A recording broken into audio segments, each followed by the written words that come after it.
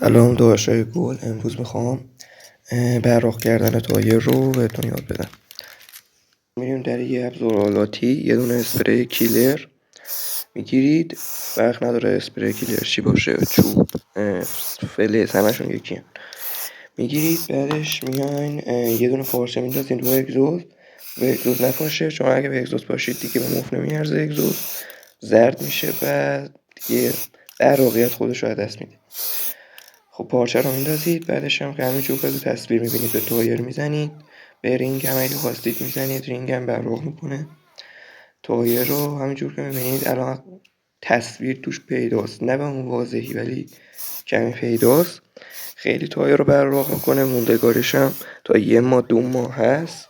اگه خاک نشست روش پای آب گرفتن راحت خاک همشون بلند میشن و ترفند خوبیه. اگر از این ویدیو خوشتون اومد برای حمایت از من لایک، کامنت، سابسکرایب فراموش نشه، چون لایک و کامنت شما و سابسکرایب شما به ما انرژی بیشتری میده تا براتون ویدیو دیگه ای بذاریم. دمتون گرم.